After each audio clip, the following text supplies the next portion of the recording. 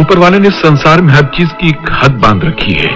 माँ बाप अपनी औलाद को सजा दे सकते हैं, मगर उसकी एक हद है। उसको चांटा मार सकते हैं, उसका खून तो नहीं कर सकते ना। उसी तरह माँ बाप चाहे कितने खराब हों, कितने गुमराह हों, कितने बुरे हों, मगर औलाद अपने माँ बाप को सजा नहीं दे सकती। ये धर्म कहता है, ये मजहब कहता है, ये कुरान कहता है, ये गीता कहती है बेटे। वेलकम टू टॉप चाल मिष्टी विद इप्सिता। আমি ইপসিতা, এখানে নো গালাগালি, নো কিস্তি, অনলি মস্তি। তো আজকের ভিডিওর ইন্ট্রোডাকশনে যে ডায়লগটা আপনারা শুনলেন কাদের খানের কণ্ঠে। তো এটা হচ্ছে খুব একটা কাল্ট মুভি, জैसी करनी वैसी भरनी। আমি এই সিনেমার গানও অনেকবার শেয়ার করেছি, जैसी करनी वैसी भरनी। তো এই जैसी करनी वैसी भरनी কথাটাকে এত সুন্দরভাবে এই সিনেমাটায় মানে বলে দেওয়া হয়েছে। আপনারা যারা যারা দেখেননি, অনেকেই আছেন খুব ইয়াং এখন, তারা এই সিনেমাটা দেখেননি। এটা সেই 80s 90s এর মাঝখানকার সিনেমা, আমরা অনেক ছোট তখনকার সিনেমা। গোবিন্দা, হিরো হচ্ছে গোবিন্দা। তো বুঝতেই পাচ্ছেন। তো আপনারা প্লিজ দেখবেন, এটা একটা শিক্ষামূলক সিনেমা আমার কাছে। তো সিনেমা যে সবসময় মানুষকে খারাপ করে এরকম নয়, প্রচুর ভালো প্রভাবও সমাজে দেয়। তো তখন সেই রকম ধরনের মেসেজওয়ালা সিনেমা তৈরি হতো। তো আজকের ভিডিওর মধ্যে এই ডায়লগটা কেন বললাম, বা এই ডায়লগটার আসল অর্থটা কি, এখানে কি বলেছে যে ভগবান, এই যে মানে উপরওয়ালা, আমি ভগবানদের থেকেও বেশি বলতে পছন্দ করি উপরওয়ালা আমাদের এই যে সংসার, মানে এই সমাজ, এই পৃথিবী যেটা তৈরি করেছে, তার প্রত্যেকটা জিনিসের একটা হাদ বেঁধে দিয়েছে। মানে তার প্রত্যেকের একটা কিছু লিমিটেশন আছে, ঠিক আছে? তো বাবা মা যেরকম বাচ্চাদের শাসন করতে পারে, শাসনের জন্য দরকার পড়লে একটা চর মারতে পারে, কিন্তু তাহলে বাচ্চাকে মেরে ফেলতে পারে না, তাই তো? তেমনি সন্তানরাও কিন্তু বাবা মা যাই করুক না কেন, কিন্তু বাবা মাকে ছোট করতে পারে না। এটাই অ্যাকচুয়ালি শিক্ষা, এটাই হওয়ার দরকার। কারণ এই শিক্ষাটা গীতায় আছে, কোরআনে আছে, অবশ্যই বাইবেলে আছে, যে কোনো বড় মানে ধর্মগ্রন্থে এটাই শেখানো হবে যে বাবা মা যারা জন্ম দিয়েছে, যারা আমাকে পৃথিবীতে এনেছে, তাদের দ্বারাও ভুল হতে পারে, কারণ তারা মানুষ, ভুল তাদের দ্বারাও হতে পারে। কিন্তু আমরা কখনোই তাদের সেই ভুলের জন্য না তার উপর আঙুল তুলতে পারি, না তাকে কোনো শাস্তি নির্ধারণ করে দিতে পারি। এটা কিন্তু আমাদের ধর্মগ্রন্থগুলোতেই বলা হয়েছে। তো যারা ধার্মিক, যারা ধর্ম মানে, তাদের কিন্তু এই জিনিসগুলো মেনে চলা উচিত, ঠিক আছে? তো বুঝতেই পারছেন আজকে এই ভিডিওটা কি নিয়ে হচ্ছে। অবশ্যই শিলা দেবী আর মেসোমশাই। তো মেসোমশাইয়ের সম্পর্কে কিছু কথা আজকে বলবো। মেসোমশাই লাইভে যে কথাগুলো বলেছিলেন, যেটা মানে এত বছর পর মনে হলো যেন ওনার হৃদয়টা জাস্ট হাতে উনি এরকম করে রেখে আমাদের সামনে দিয়েছেন। তো সেটা নিয়ে আমি অল্প করে ছুঁয়ে গেলেও বড় করে কিছু বলিনি। তো আজকের এই ভিডিওটা, আমি গতকাল যে ভিডিওটা করেছিলাম সেটার মধ্যে আমার কিছু মানে একটা জিনিস, কিছু না, একটাই জিনিস ভুল ছিল, সেটা শুধরে নেবো, আর সেটা নিয়ে আরো নানান কথা আসবে। তো মেইনলি ভিডিওটা হচ্ছে শিলা দেবীকে নিয়ে, শিলা দেবীর ইতিহাসকে নিয়ে, সমস্ত কিছু। তো আমার ভুল কোথায় হয়েছিল, যেখানে আমি বলেছিলাম যে শিলা দেবীকে যেমন গ্রামে বিয়ে দেওয়া হয়েছিল, তো সেক্ষেত্রে যখন সন্তান সম্ভবা হয় কোনো মেয়েরা, তখন গ্রামে হোক শহরে হোক যেখানেই হোক, সন্তান সম্ভবা যখন হয়, প্রথম সন্তান বা তারপরে যতবারই সন্তান হয়, বেশিরভাগ ক্ষেত্রে আমরা দেখি কি যে মেয়েরা বাপের বাড়িতে আসে, বাপের বাড়িতে ডেলিভারি হয়। তারপর বেশ কিছুটা সময়, অ্যাটলিস্ট আমি বলেছিলাম 6 মাস কাটিয়ে তারপর তারা শ্বশুর বাড়িতে বাচ্চা নিয়ে যায়। এরকমই তো নিয়ম আমরা জানি, আমি যতদূর জানি। তো আমি বলেছিলাম যে এইটা শিলা দেবীর সাথে হয়নি, যেটা কিনা ভুল ছিল। যে কোনো কারণেই হোক, আমার হয়তো বুঝতে ভুল হয়েছে। তো যেখানে ভুল হয়েছে সেখানে অবশ্যই আমি হাত জোর করে ক্ষমা চেয়ে নিচ্ছি যে এই জিনিসটা আমি ভুল বলেছি। আমি ভেবেছিলাম যে শিলা দেবীর প্রথম ডেলিভারি মনে হয় ওনার শ্বশুর বাড়িতেই হয়েছিল, কিন্তু না, ওনার বাপের বাড়িতে হয়েছিল। উনি 3 মাস বাপের বাড়িতে ছিলেন বাচ্চা নিয়ে। আর সেখানে বাচ্চা রীতিমতো খেয়ে দিয়ে একেবারে এই রকম হয়ে গেছিল, তাই তো? তা ভাবুন, 3 মাসের বাচ্চা সে কি খায়, আর 3 মাস পর শ্বশুর বাড়িতে পাঠিয়ে দেওয়া হয়েছিল। তারপর দিদিমা একদিন দেখতে এসেছিল যে এই যে আমরা খাইয়ে দাইয়ে মোটা সোটা করে যে বাচ্চাটাকে পাঠালাম সেই বাচ্চাটি এখন কেমন আছে। ঠিক আছে, তো আমাকে এবার বলুন যে 3 মাসের বাচ্চা খায় কি? সেই যুগে অবশ্যই শুধুমাত্র ব্রেস্ট ফিড। তো 3 মাস অবধি শিলা দেবী নিশ্চয়ই নিজের স্তনপান করিয়ে বাচ্চাটিকে হৃষ্টপুষ্ট করেছে, তাই তো? তো এখানে তাহলে যেখানে উনি ছিলেন 3 মাস অবধি বাচ্চাটি যেখানে ছিল তার হাত, মানে তাদের হাত কি? তাদের হাত এটাই হতে পারে যে তারা শিলা দেবীকে টাইম টু টাইম ভালো পুষ্টিকর খাবার দাবার দিয়েছিল যাতে কিনা তার বাচ্চা স্তন পান করতে কোনো অসুবিধা না হয়, কোনো খামতি যাতে না হয়। ঠিক আছে, কোনো খামতি যাতে না হয়। তাহলে ভাবুন, তারা ওখানে টাইম টু টাইম নিশ্চয়ই শিলা দেবীকে পুষ্টিকর খাবার দাবার দিয়েছে, সেই জন্যই না বাচ্চাটাকে ঠিকঠাক টাইমে খাইয়ে তাকে হৃষ্টপুষ্ট যাতে সে হতে পেরেছে। তার উপর কি সেখানে বাপের বাড়িতে সে নিশ্চয়ই সেরকম কোনো কাজবাজ করতো না। তাহলে যখন 3 মাস পর আসলো দেখলো যে বাচ্চাটি এত মানে না খেয়ে কষ্ট পাচ্ছে, তার মানে কি তাহলে সেই বাচ্চাটিকে তার মা স্তনপান করানোর সময় পর্যন্ত পাচ্ছিল না। উনি কি এসে দেখেছিলেন, মানে ওনারা যারা এসেছিলেন, মামা এসেছিলেন, দিদা এসেছিলেন, তারা কি এসে দেখেছিলেন যে শিলা দেবী ঠ্যাঙের ওপর ঠ্যাং ওপর মানে বসিয়ে তখনকার যে ম্যাগাজিন, সেরকম এরকম ম্যাগাজিন বা কিছু পাল্টাচ্ছে বা যা হোক তখনকার যা বিনোদন সেটা করছে, আর বাচ্চাটা পাশে ওয়া করে কাঁদছে? নিশ্চয়ই উনি সেটা দেখেননি। নিশ্চয়ই দেখেছেন যে শিলা দেবী মাঠে ঘাটে বা ঘরে কাজ করছে, তার সময় হচ্ছে না বা পাচ্ছে না সে বাচ্চাটিকে একটু অ্যাটেনশন দেবে। কারণ আমরা জানি যে গ্রামের বাড়িতে প্রচুর কাজ থাকে, দিনের বেলাটা যতক্ষণ আলো থাকে ততক্ষণ ওদের পুরো কাজ। এই জন্য গ্রামে কি হয়, ভোর ভোর ওরা উঠে যায়, কারণ ওই যে লাইট, সানলাইট, সেটাকেই তারা অপটিমাইজ করে, সেটাকে তারা কাজে লাগায়। কারণ গ্রামে বিদ্যুৎ ছিল না, আমি যতদূর জানি 40 বছরেরও ওপর আগে, সে সময় ওখানে মানে ভাবাই যায় না, বিদ্যুৎ তো ছিলই না। তার মানে কি সন্ধে নামার আগেই তাকে সব কাজ সেরে নিতে হবে। যাই হোক, আমি বললাম যে বিদ্যুৎ ছিল না, কিন্তু তারপর আমার মনে হলো যে এটাকে আমি অ্যাজ এ স্টেটমেন্ট নয়, অ্যাজ এ কোয়েশ্চেন রাখতে চাই যে আদেও কি ওখানে বিদ্যুৎ ছিল? কারণ আমি যতদূর জানি যে আমাদের কলকাতার শহরতলিতেই অনেক জায়গা ছিল যেখানে কিন্তু 40 বছর আগে বিদ্যুৎ এসে পৌঁছায়নি, তাই তো? তো আজ থেকে 40 বছর আগের কথা বলছি, 40-45 বছর আগের যদি কথা ধরে নিই, তাহলে যদি বলি, তাহলে কলকাতার পার্শ্ববর্তী এলাকাগুলোতেই কারেন্ট বিদ্যুৎ কতটা এসছে সেটা নিয়ে খুব সন্দেহ, কোয়েশ্চেন মার্ক। একদম ভেতর দিকে মফস্বলে বিদ্যুৎ কিন্তু আসেনি। লোডশেডিং করে তো গান তৈরি হয়ে গেছে কলকাতা আশেপাশে, তো সেখানে আমার বিশাল বড় কোয়েশ্চেন মার্ক যে ওদের ওখানে আদৌ গ্রামে বিদ্যুৎ পৌঁছেছে কিনা। হ্যাঁ, পৌঁছেছে কিনা সেটাও সন্দেহ, আর পৌঁছালে থাকতো কিনা সেটাও সন্দেহ। তো এবার বলি, তাহলে যেখানে যদি সত্যি না থাকে, আমি যতদূর জানি নাই থাকার কথা, যদি না থাকে তাহলে কি করতে হবে? তাদের দিনের আলোর মধ্যে সমস্ত কাজ শেষ করে নিতে হবে। ভোরবেলা উঠে ঘরে রান্না করা রে, ঘর পরিষ্কার করা রে, তারপর হচ্ছে গিয়ে যেহেতু চাষি ফ্যামিলি, চাষবাস, তো এক এক সময় এক একটা, কোনো সময় জমিতে জল দেওয়া, বা যারা যদি লোক লাগিয়েও কাজ করে তাদেরকেও তো তত্ত্বাবধান করার জন্য একটা লোক, যেটা কিনা এখনো পর্যন্ত মেসোমশাই ওনাদের বাড়িতে লোক দিয়ে কাজ করালেও উনি সামনে সেখানে থেকে দেখেন যে ঠিক মতো হচ্ছে কি হচ্ছে না। সেখানে চাষবাসের জন্য ওনাকে থাকতে হতো না। আমি অনেক আগে ভিডিওতে ব্লগে দেখেছিলাম এক সময় যখন কিনা সন্দীপের ওয়াইফ ওরাও মাঠে গিয়ে কাজ করতো, সেখানেও কিন্তু সন্দীপ কাজ করতো, তার ওয়াইফ গিয়ে দেখতো, ওখানে বলতো এই যে আমাদের এটা হচ্ছে, এই যে আমাদের সেটা হচ্ছে। সেটা নয় ক্যামেরা করার জন্য, কিন্তু এখানে ওনার সেই কাজগুলো ছিল না। যখন ধান উঠতো, ধান সিদ্ধ করা, ধান ওই যে এরকম করে ঝেড়ে ঝেড়ে করা, তারপর যদি অনেকের আবার ঢেকি আছে, ঢেকি দিয়ে করা। তো মোদ্দা কথা একটাই, ওনার প্রচুর কাজ ছিল। সেই কাজের মাঝখানে তাড়াতাড়ি সেরে বাচ্চার কাছে আসা কতটা উনি পেরেছেন কি পারেননি।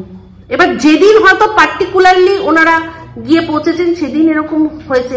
আমাদের এখনো তো এরকম হয় যে রোজ দিন আমরা টাইম মতো খেলেও একদিন হয়তো দেরি হয়ে যায়। তো আমাদের এখানে গ্রাম কেন, শহরেও এরকম দৃশ্য দেখা যায় যে মারা কর্মরত কাজ করছে।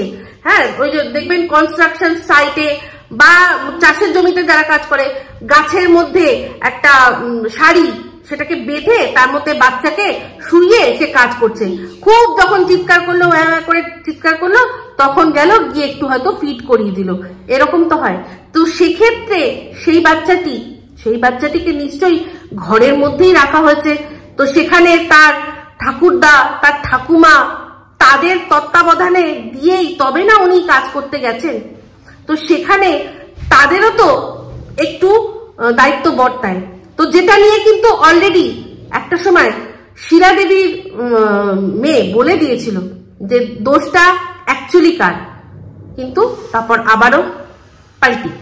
তো যাই হোক, এবার যেটা বলছিলাম যে বাচ্চাকে ফিট করানোর জন্য সবার আগে কি দরকার, মাকে ঠিক রাখা। তো যখন উনি গেলেন, দেখলেন বাচ্চাটা এরকম ক্ষুধার্ত, তাহলে ওনার এটা মনে হলো না যে আমার মেয়েটাও তো তাহলে ক্ষুধার্ত হয়তো, তাহলে 3 মাসের বাচ্চাকে আমি যে নিয়ে যাচ্ছি আর আমার নিজের সন্তানটাকে এখানে ফেলে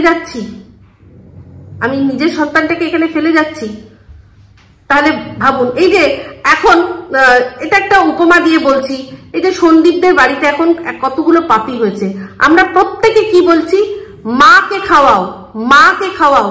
মার যদি পুষ্টি থাকে, মার যদি ঠিক থাকে, মা ঠিক ওই 7 সপ্তাহ বাচ্চাকে ঠিক খাইয়ে তার পেট চালিয়ে দেবে।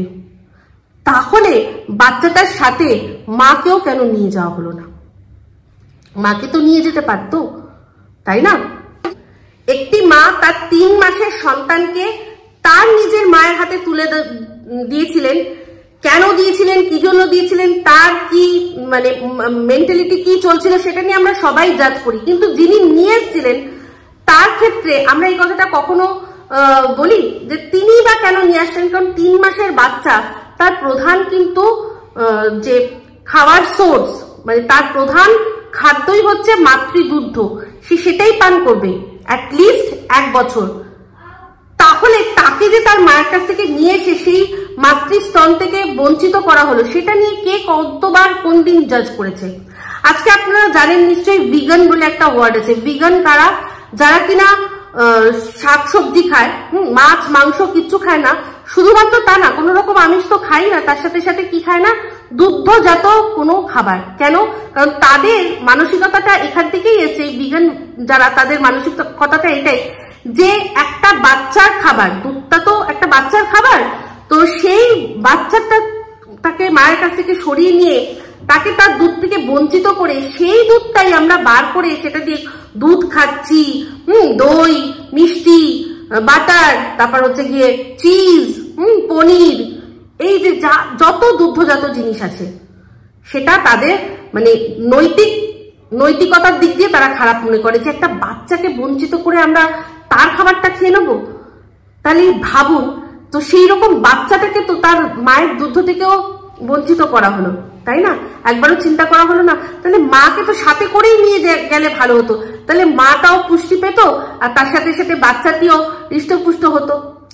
তো যাই হোক, এক্ষেত্রে একটা কথা যে এই মেয়ে এখানে থাকলে মানুষ হবে না, মেয়ে এখানে থাকলে মানুষ হবে না, তোরা মানুষ করতে পারবি না, এই কথাটা বলেছে মা। মা যখন তার সন্তানকে বলছে যে তুই পারবি না, আমাকে দিয়ে দে, ঠিক আছে? তো সেই মহিলার আবার একটা সন্তান হয়েছিল, তো তার ক্ষেত্রে কেন নিয়ে যায়নি, চিন্তা করেনি? আদৌ কি নিয়ে গেছে? আমি এটাও প্রশ্ন রাখবো। আদৌ কি তখন তার মনে হয়েছে যে আচ্ছা আমার ওই নাতনিটা তো মানুষ হতো না, তাহলে এই আরেকটা যে নাতি হচ্ছে সেও তো অমানুষ তৈরি হবে, তাকে কি একবারও নিতে এসছে? যে কোনোদিনও একবারও শিলা দেবী কি বলেছে না আমার পুত্র সন্তান হয়েছে, আমার এবার পুত্র সন্তান চাই? সেটা কি কখনো মনে হয়েছে? সেটা কিন্তু আমরা কেউ জানি না। এই প্রশ্নগুলো কেউ করে না, ঠিক আছে? তো যাই হোক, এটার ক্ষেত্রেই বলছিলাম যে মাকে যদি ঠিকমতো পুষ্টি দেওয়া হতো, মা বাচ্চা একসাথে বড় হতো, কিন্তু ব্যাপারটা এখানে সম্পূর্ণ আলাদা হয়েছে। সম্পূর্ণ জিনিসটাই আলাদা। তো এবার চলে আসি মেসোমশাইয়ের কথায়। মেসোমশাইকে আমরা যবে থেকে দেখছি উনি ভীষণই মানে এক একটা ওয়ার্ড যদি বলা যায়, উনি হচ্ছেন ইন্ট্রোভার্ট। উনি নিজের মধ্যে নিজে থাকতে ভালোবাসেন। হ্যাঁ, ওনার মধ্যে খামখেয়ালিপনা আছে। ওনার নিজের মেয়ে সেটা একটা সময় বলেছিল যে ওনার কিছু করার ছিল না। তো এটাও বুঝতে পারি যে উনি নিশ্চয়ই বাবা মায়ের আজ্ঞাকারী, আর বাবা মাকে খুবই সম্মান করে চলতেন। এমনকি সমীহ খানিকটা ভয় মিশ্রিত সমীহ হয়তো উনি করে চলতেন। সেই জন্য আজকে যখন মেয়েকে দিয়ে দেওয়ারও কথা হয়েছে, শিলা দেবী এটা একার ডিসিশন কি? উনি কি মানে ওই সন্তানটা কি ওনার হাজবেন্ডেরও নয়? তার একবার তো নিশ্চয়ই পারমিশন নিয়েছে। সেখানে বাবাও ঠিক ভেবেছে যে হ্যাঁ, এখানে থাকলেই তো আমরা তো দেখাশোনা করতে পারছি না, হ্যাঁ, বা তার চেয়ে বরং ওখানে থাকবে, শহরের মতো জায়গায়, পরবর্তীকালে ভালো পড়াশোনা করবে, এ তো মেয়ে মানুষের মতো মানুষ হবে। হয়তো এটাই ভেবেছে, সেই জন্যই বলেছে যে ঠিক আছে। আর যাচ্ছে কার কাছে, দিচ্ছে কার কাছে? কোনো অনাথ আশ্রমে গিয়ে দিয়ে আসছে না, কোনো মন্দিরের চৌকাটে গিয়ে রেখে দিয়ে চলে আসছে না যে আমার একটা মেয়ের সন্তান হয়েছে, বা ওই পাশেই তো চূর্ণী নদী, একটা ওই ঝুড়ির মধ্যে করে ভাসিয়ে দেয়নি। সেরকম তো করেনি। আমরা তো মহাভারতের যুগে দেখেছি কুন্তী ভাসিয়ে দিয়েছে বাচ্চাকে।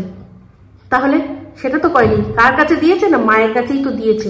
যেমন কিনা দেবকী মাতা যশোদা মাতার হাতে নিজে না তুলতে পারুক, বা তার হাজবেন্ডের মাধ্যমে গিয়ে তুলে দিয়ে এসছে যে তুমি আমার ছেলেকে মানুষ করো।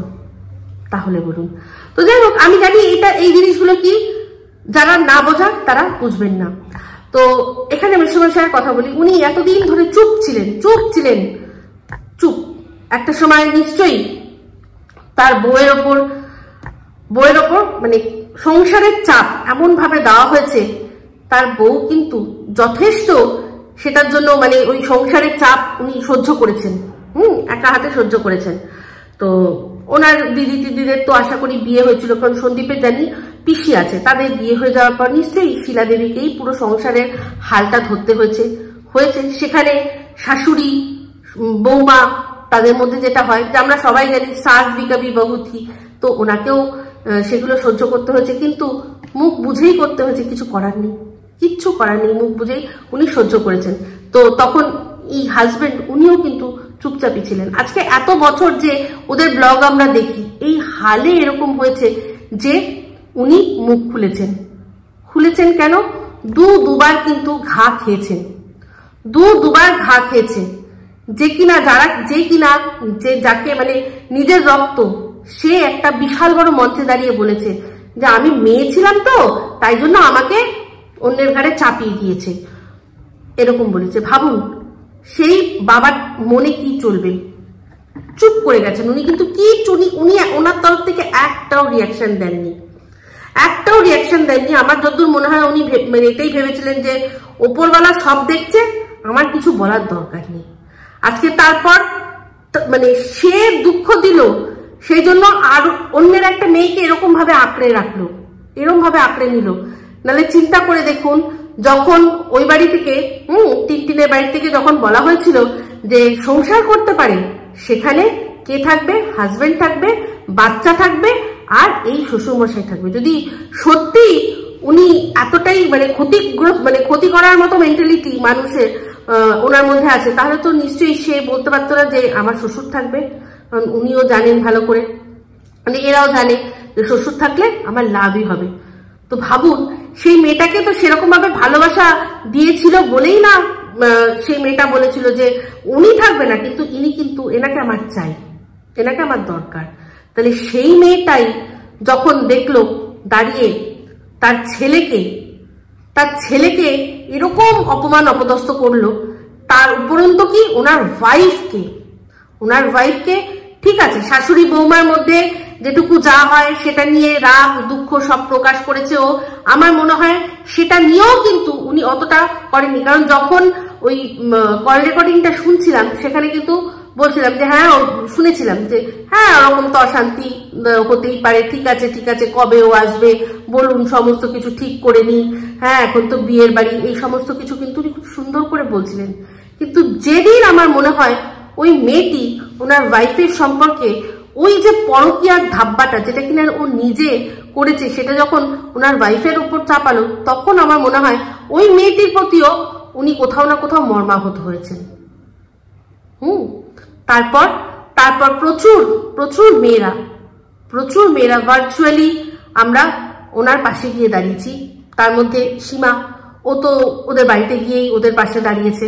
সম্পর্ক যাই হোক, যে মেসোমশাই, মাসিমা, জেঠিমা, কাকিমা যাই হোক না কেন, কিন্তু সম্মানটা কিন্তু সেই পিতৃস্থানীয় মাতৃস্থানীয়, আমার কাছে ওনারা তাই। তো তেমনি সবাই আমরা যারা আছি ছোট ওনাদের থেকে, তারা কিন্তু আমরা ওনাদেরকে সেই চোখেই দেখি। তো সেক্ষেত্রে ভাবুন, এখন যারা একজনের সাথে রক্তের সম্পর্ক, একজনের সাথে তো কি বলবো, কি মানে বৌমার সাথে কি সম্পর্ক হয়, সেই সম্পর্ক, বৌমাকে যে অন্যের মেয়েকে নিজের মেয়ে করে নিতে চেয়েছিল সেই সম্পর্ক, সেইখানে দাঁড়িয়ে এরকম ভাবে যখন বিশ্বাসঘাতকতার সম্মুখীন হয়েছেন, সেখানে যারা কেউ নেই, কোনো সম্পর্কই নেই, তাদের যখন পাশে পেয়েছেন, উনি মুখ খুলেছেন এত বছর পর, এত কিছু সহ্য করার পর। এইটা উনি আমার মনে হয় সেই যখন ওই টক মঞ্চে হয়েছিল তখনই করা উচিত ছিল, তখনই বলা উচিত ছিল যে এটা তুমি তোমার মায়ের সম্পর্কে কি বললে, তুমি কি বললে আমাদের সম্পর্কে, তুমি কি বললে। কিন্তু উনি প্রয়োজন বোধ করেননি।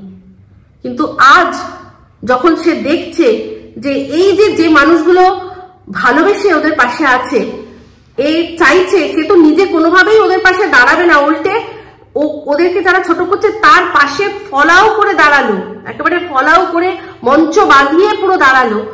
আর যারা এদের হয়ে মানে মেসোমশাই সন্দীপদের হয়ে কথা বলছে, তাদেরকে চাইছে যেন তেন প্রকারণ ওদের কাছ থেকে সরিয়ে দিতে। সে পুলিশি ধমকি দিয়ে হোক, সে আইনি ভয় দেখিয়ে হোক, সে স্ট্রাইক দিয়ে হোক, যেভাবেই পাচ্ছে মনে করছে যে সরিয়ে দিতে, তখন আর মনে হয় উনি নিজেকে ধরে রাখতে পারেননি, প্রতিবাদ করেছেন। যে প্রতিবাদটা হয়তো এত বছর করতে পারেননি, এখন উনি করেছেন। তো একটা আমরা সবসময় জানি, বেটার লেট দ্যান নেভার। উনি যে ওনার মানে মনোভাব, মানে মনের মধ্যে কি চলছে সেটাকে এখনো না বন্ধ রেখে উনি যে বলেছেন, সেটাই অনেক। তবে এটুকু বলতে পারি যে ওনাদের সাথে আছি, সাথেই থাকবো, সে যাই হোক, যেভাবেই হোক, একমাত্র উপরওয়ালা আটকাতে পারবে, আর তাছাড়া কেউ না, সে যতই ভয় দেখাক। আর আমাদের এই যে আমরা পুরো যে একটা ফ্যামিলি তৈরি করেছি এই ওয়াইটিতে, এতগুলো মানুষ আমাদেরকে এত ভালোবাসা দেয়, কারণ আমরা সেই পরিবারটার পাশে দাঁড়িয়েছি, এই পরিবারটার সত্যি পাশে দাঁড়ানোর দরকার, মরাল সাপোর্ট দিয়ে। তো অবশ্যই দর্শকরা দু হাত ভরে আমাদের আশীর্বাদ করবেন, আর ওদেরকেও। তো চলে আসি ইতিহাসের পাতা থেকে, বলেছি ইতিহাসের ক্লাস নেব।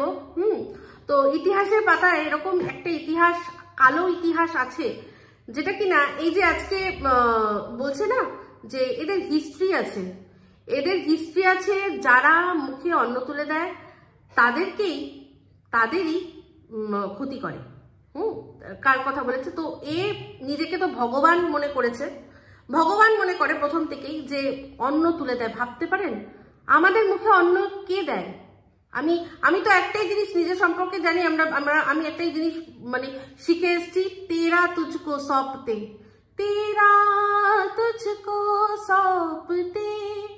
क्या लागत है मोर, मेरा मुझ में कुछ नहीं, जो होवत सो तोर।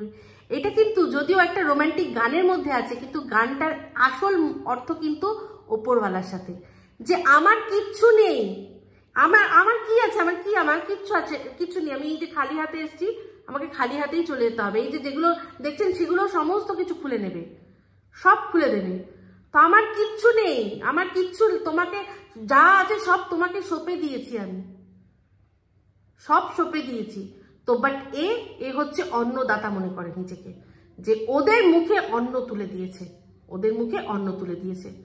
তো তাহলে যদি সত্যি হয়, এরকম তো চেষ্টা করেছিল এই যে ম্যাডাম আর কি 70 লক্ষ টাকার ঘাপলা করেছে, সেই ম্যাডামের মেয়েরও চ্যানেল খুলে দিয়েছিল, মেয়েরও চ্যানেল খুলে দিয়েছিল, কিচ্ছু হয়নি, কিচ্ছু হয়নি। তো প্রথমত যখন নিয়ে এসেছিল, এই যে বলে না টিনটিনের কথা যে ওকে ওর ফেস ভ্যালু তৈরি করেছিল। তো আমি বলি কি বলতো, ওর মানে ওকে দেখে করেনি, ওই ভাইয়ের ওর ভাই যাকেই বিয়ে করতো তাকেই যদি দাঁড় করিয়ে দিত তাহলেই তার ফেস ভ্যালু তৈরি হয়ে যেত। যার তৈরি করে দিয়েছে তার কিচ্ছু না, তার যোগ্যতা এটাই যে সে এই মিত্র ফ্যামিলির বউ, ঠিক আছে? তো হ্যাঁ, এটা করেছে, বাট এই যে ফেস ভ্যালু তৈরি করে দিলেই হয় না, হয় না। ফেসটা দেখিয়ে যে আমি তাকে পরিচিত করে দিলাম তাহলে কিচ্ছু হয় না। তাহলে কিন্তু ওর ওই যে যার কথা বললাম তাদেরও চ্যানেল রমরমিয়ে চলতো, আর তাদের ঘরেও সুন্দর অন্ন আসতো, বাট আসেনি। তো সন্দীপদের আলাপ করিয়ে দিয়েছে আমার ভাইয়ের বউ, সেখানে যে কেউ, আমি অনেকবার বলেছি, ইনা মিনা ডিকা যে কেউ হতে পারে। তো সেখানে কি হয়েছে, তারপর সে নিজে ওই রকম হতে চেয়ে তার উৎফুল্লতায় ছিল, আমি শেয়ার করেছিলাম আপনাদের সাথে, সে উৎফুল্ল ছিল যে আমি খেটেছি, আমি করেছি, বুঝতে পেরেছেন? তো সেক্ষেত্রে কি বলেছে, কিন্তু এই যে তৈরি করে দিয়েছে সেটাকে কন্টিনিউ করেছে কে না, সন্দীপ। আর তার সাথে অবশ্যই যার আরেকজন ফেস ভ্যালু যে তৈরি হয়েছে তারও সেও সাথে ছিল, যৌথ প্রচেষ্টা ছিল, কারোর একা নয়। আজকে দেখুন যে মানে যেরকম করে দিয়েছিল তেমনি সেটাকে ওরা মেনটেন করেছে, আর সেটা আবার উন্নতিও করেছে। আজ কিন্তু আরেকজন যে ছিল সেও নেই, কিন্তু তার সত্ত্বেও সন্দীপের যেটুকু যা পপুলারিটি ওই রকম মানে একদম যেখানে আজকালকার দিনে যেটা মানুষ দেখতে চায়, কোনো কন্ট্রোভার্সি কিছু কোনো কিছু নেগেটিভ, যেখানে গিয়ে কি নেগেটিভ কিছু বলতে পারবে সেরকম কিচ্ছু নেই। সুন্দর সাদামাটা একটা ব্লগ যেটা কিনা রোজ দিচ্ছে, তার রোজ কিন্তু ভিউজটা একটা জায়গায় কিন্তু স্থির হচ্ছে, কারণ যারা দেখে নিয়েছে যে এরা পজিটিভ তারা কিন্তু ফিরে ফিরে আসছে, ঠিক আছে? তো সেইটাই বলছি যে অন্ন তুলে দেওয়া, কেউ নিজেকে অন্নপূর্ণা বললেই সে অন্নপূর্ণা হয়ে যাবে না, যদি অন্ন যেরকম তুলেও দিয়েছিল তেমনি দুটো চ্যানেল রাতারাতি ডিলিট করে সেটা ছিনিয়েও নিয়েছিল। ভগবান এটা করে না, ভগবান এই জিনিসটা করবে না। কাউকে একজনকে তুমি কিছু দিয়ে আবার সেটা ছিনিয়ে নিলে, তো আজও যেটা মানে দেওয়া ছিলই না, দেওয়ার মতো ব্যাপারই ছিল না, না হলে ওরা জাস্ট ওদেরকে খাটিয়েছে, ওই চ্যানেলে খাটিয়ে ইনকাম করেছে, জাস্ট ইনকাম করেছে। তো কোনো অন্নদাতার ব্যাপার নেই, কোনো অন্নদাতার ব্যাপারই নেই যে ওদের অন্ন দিয়েছি বা কিছু দিয়েছি। যারা এইসব নিজেদের ভাবে তারা মূর্খ। এই চ্যানেল ভিউজ এইসব নিয়ে যখন মানুষের কথা শুনি আমি হাসি পায়।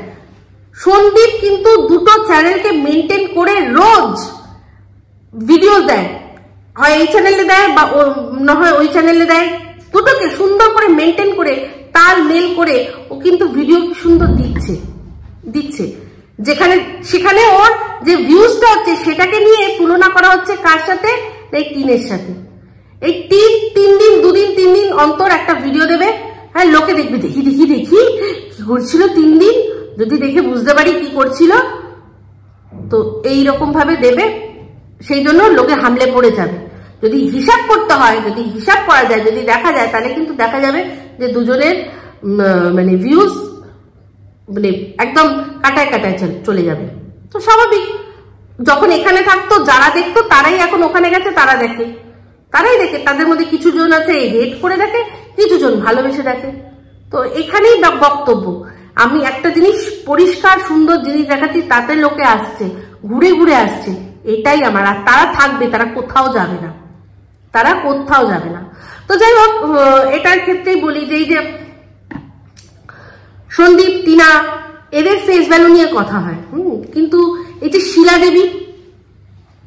দেবীর কিন্তু যথেষ্ট ফেস ভ্যালু আছে, আজকে ওনারও একটা কুকিং চ্যানেল ছিল, তো আজকে যদি উনি ওখানে ভিডিও দেন দেখবেন কিরকম চলবে। উনি শুধুমাত্র এডিটিং ওগুলো জানতে মানে ওটা শিখতে টাইম লাগবে, তাই জন্য বাট আজকে দেখুন, এই শিলা দেবীর নামটা আমি প্রথম বলেছিলাম, তো এখন সবার মুখে মুখে কিন্তু শিলা দেবীর নামটা এসেছে। এতদিন উনি কারোর মা ছিল, আজ উনি শিলা দেবী।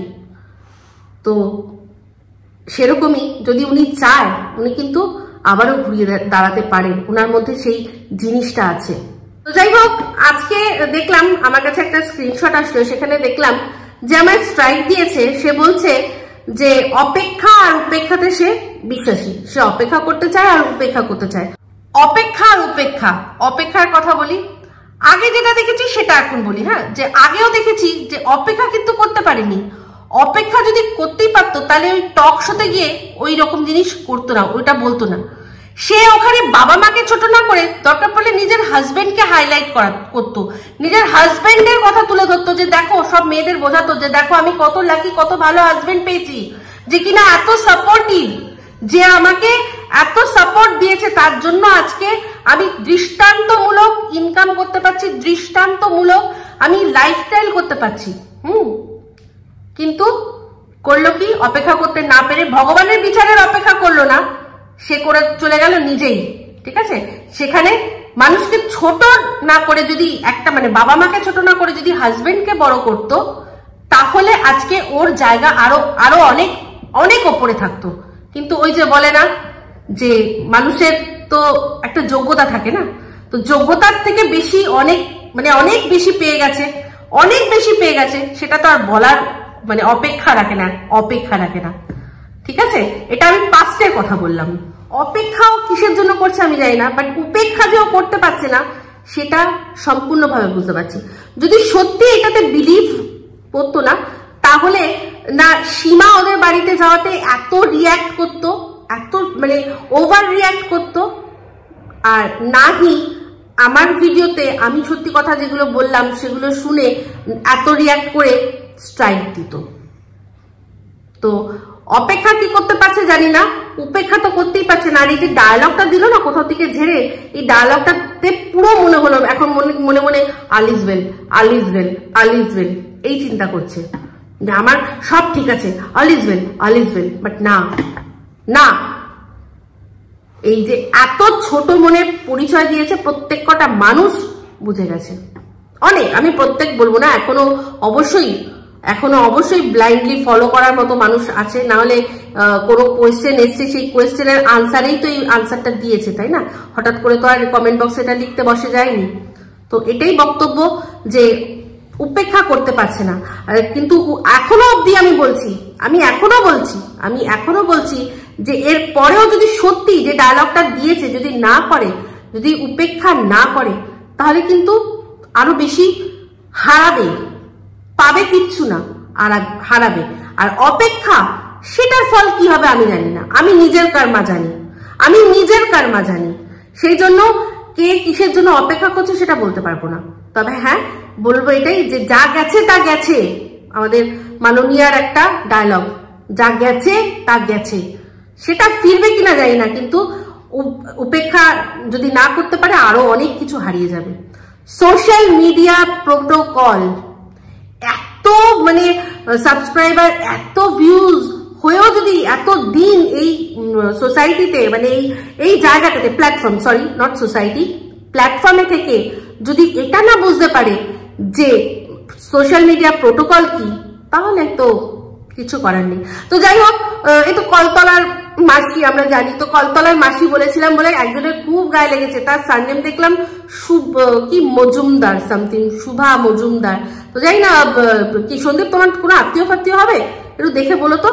তো যাই হোক, যেটা বলছিলাম যে আরেকটা কথাও বলবো, এই ম্যাডামের হিস্ট্রি নিয়ে অনেক কথা হচ্ছে না, তো সেই হিস্ট্রি নিয়ে একটা কথা বলবো। আপনারা লক্ষ্য করে দেখবেন, একে কিন্তু এর কোনো আপনারা ছোটবেলার বন্ধু দেখতে পাবেন না, না পাড়ার ছোটবেলার বন্ধু পাবেন, না স্কুলের, না কলেজের। এমনকি নিত্যদিন যখন পার্টি হচ্ছে বা নিত্যদিন গ্যাদারিং হচ্ছে, নতুন নতুন মুখ, পুরনো বন্ধু মেনটেন করতে পারে না, বন্ধুত্ব মেনটেন করতে পারে না। এই জিনিসটা থেকেই একটা মানুষের ক্যারেক্টার বোঝা যায়। যারা মনস্তত্ত্ববিদ আছেন তারা এই জিনিসটা দিয়ে বুঝতে পারেন।